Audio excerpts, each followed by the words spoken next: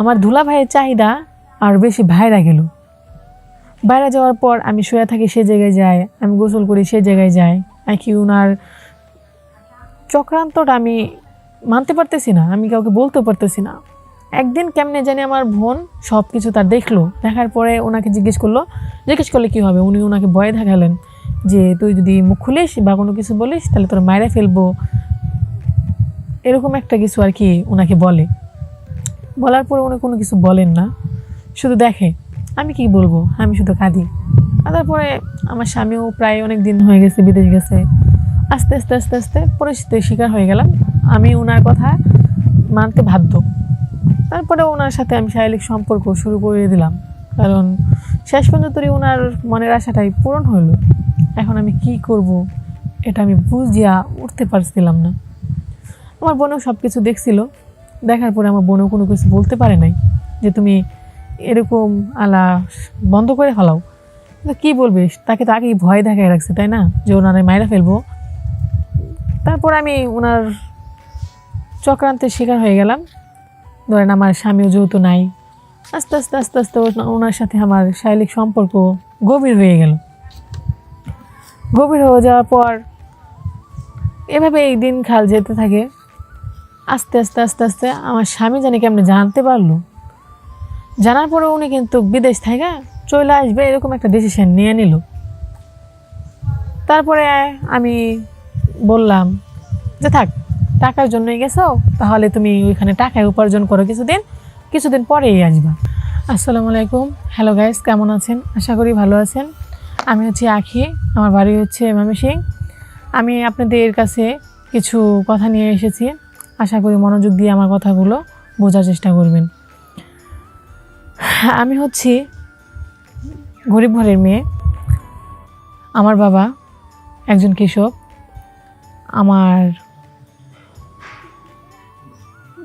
গ্রামে একজন লোক ছিল, যেটার কারণে আর কি উনি আমাকে খুবই ডিস্টার্ব করতেন। আমি যখন স্কুলে যেতাম তখন রাস্তায় থাকার পরে উনি আমার সাথে সম্পর্ক করার চেষ্টা করেছিল। আমি তখন তার কথা এড়িয়ে গিয়েছিলাম, ওনার সাথে সম্পর্ক আমি করিনি।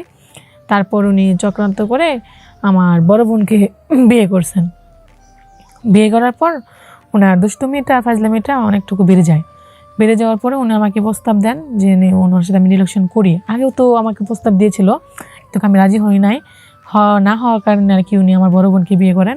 বিয়ে করার পর ওনার চাহিদাটার জন্য যখন মনে হয় যে আর একটু বেড়ে গেলো বেশি, তারপর আমি কারোর সাথে বলতে পারি না, শেয়ার করতে পারি না যে আমার সাথে উনি এসব বাজে বাজে কথা বলছেন, আমাকে বাজে প্রস্তাব দিচ্ছেন। আমি কাউকে কিছু বলতে পারি না, কেননা এখন সে আমার দুলাভাই হন। তার কথা আমি কী করে আরেকজনের কাছে বলতে পারি? বাট আমি আমার আম্মুর সাথে, আব্বুর সাথে বা আমার বড় বোনের সাথে বলতে পারি না যে তোমার স্বামী এরকম আমাকে বলতেছে। কারণ আমার আব্বু আম্মু যদি জানে, বাট আমার বোন যদি এগুলো জানে, তাহলে ওনারা খুব কষ্ট পাবেন। তাই আমি বিষয়গুলো ওনাদের কাউকে জানাই নাই। না জানানোর কারণে উনি ভাবতেছেন আমি যাতে ওনার কাছাকাছি থাকি।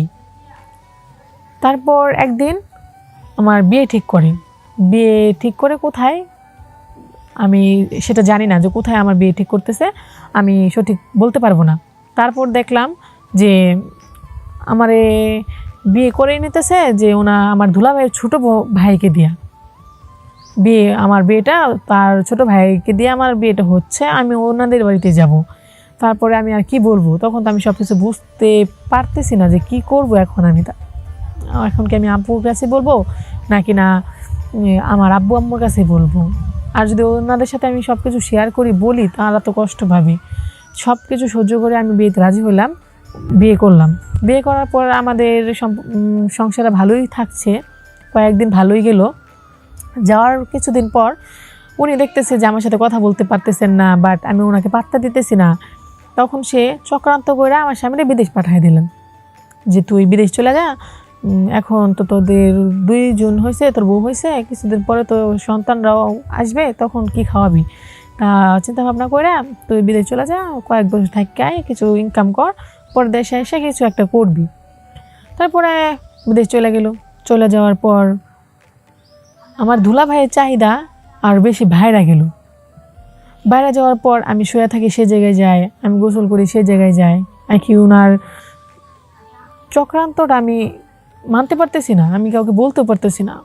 একদিন কেমনে জানি আমার বোন সব কিছু তার দেখলো, দেখার পরে ওনাকে জিজ্ঞেস করলে কী হবে, উনি ওনাকে ভয় দেখালেন যে তুই যদি মুখ খুলিস বা কোনো কিছু বলিস তাহলে তোর মায়েরা ফেলবো, এরকম একটা কিছু আর কি ওনাকে বলার পরে উনি কোনো কিছু বলেন না, শুধু দেখে। আমি কি বলবো, আমি শুধু কাঁদি। তারপরে আমার স্বামীও প্রায় অনেক দিন হয়ে গেছে বিদেশ গেছে। আস্তে আস্তে আস্তে আস্তে পরিস্থিতির শিকার হয়ে গেলাম, আমি ওনার কথা মানতে বাধ্য। তারপরে ওনার সাথে আমি শারীরিক সম্পর্ক শুরু করে দিলাম, কারণ শেষ পর্যন্ত ওনার মনের আশাটাই পূরণ হলো। এখন আমি কি করব এটা আমি বুঝিয়া উঠতে পারছিলাম না। আমার বোনও সব কিছু দেখছিল, দেখার পরে আমার বোনও কোনো কিছু বলতে পারে নাই যে তুমি এরকম আলা বন্ধ করে ফেলাও। কিন্তু কী বলবে, তাকে তো আগেই ভয় দেখায় রাখছে, তাই না, যে ওনার মায়েরা ফেলবো। তারপর আমি ওনার চক্রান্তের শিকার হয়ে গেলাম। ধরেন আমার স্বামীও যেহেতু নাই, আস্তে আস্তে আস্তে আস্তে ওনার সাথে আমার শারীরিক সম্পর্ক গভীর হয়ে গেল। গভীর হয়ে যাওয়ার পর এভাবে এই দিন খাল যেতে থাকে। আস্তে আস্তে আস্তে আস্তে আমার স্বামী জানি কেমনে জানতে পারলো, জানার পরে উনি কিন্তু বিদেশ থেকে চলে আসবে এরকম একটা ডিসিশন নিয়ে নিল। তারপরে আমি বললাম যে থাক, টাকার জন্যই গেছো, তাহলে তুমি ওইখানে টাকায় উপার্জন করো, কিছুদিন পরেই আসবা। কিন্তু আমার দুলাভাইয়ের দিকে আকর্ষণ এখন বেড়েই চলছে, কারণ আগে যেহেতু তার আমি পাত্তা দিই নাই, কিন্তু এখন তার সাথে আমি শারীরিক সম্পর্ক করতে করতে আমার তো ওদিকেই গভীরতা হয়ে গেছি। এখন আমার স্বামী যেহেতু গেছে, তা থাক, আমার দুলাভাইকে দিয়ে ভালোই আছি। তাহলে এখন আমি যে কোন পর্যায়ে চলে যেতেছি সেটা আমি বুঝতে পারতেছি না, যে আমি এখন কি করব। আমি কি আমার স্বামীর কাছে সব কিছু বইলা দিব, ওরে কি দেশে নিয়ে আসবো, নাকি না দুলাভাইয়ের চক্রান্তে থাকবো। এখন তো আমার আপু তো সব কিছু জানে যে উনি যে আমার সংসারে আছেন বা আমার সাথে শারীরিক সম্পর্ক করতেছেন, এখন আমি কি করব। আমি এটাকে কিছুই বুঝতে পারতেছি না যে কি করা উচিত। আমি সব দুলাভাইদেরকে বলি, নিজের একটু ভোগের কারণে, নিজের একটু ইচ্ছের কারণে কখনো শালিকাকে নিজের ভোগের শিকার করেন না, কারণ সেটা মাথায় রাখবেন যে ও কিন্তু আপনি ছোট বোনও হতে পারতো। একটা শালি মানে ছোট বোন। আপনি ছোট বোনের দিকে কি আপনি কখনো কোন নজরে তাকাইবেন? তাহলে কেন একটা শালির দিকে আপনি কোন নজরে তাকাতে হয়? শালিকে কেন ভোগ করতে হয়? দুলাভাই হচ্ছে বাপের সমান, বাপের বয়সী, বাপের মতো সম্মান দুলাভাইকে করতে হয়। তাই আমি প্রতিটা দুলাভাইদেরকে বলি, যাতে শালিদেরকে ভোগের চোখে না দেখে বোনের চোখে দেখো। কারণ মাথায় রাখবা যে এরকম একটা ছোট বোন তোমার ঘরেও আছে।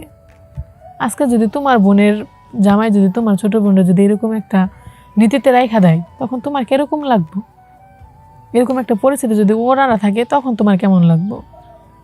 তাই সবার কাছে অনুরোধ, তোমরা কেউ কোনো সময় এরকম কোনো চাহিদা রাখো না, মনের ভিতরে পোষো না।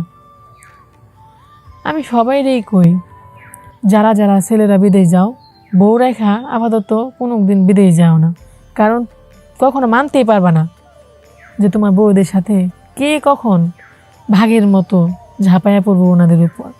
তখন তুমি কি করবা?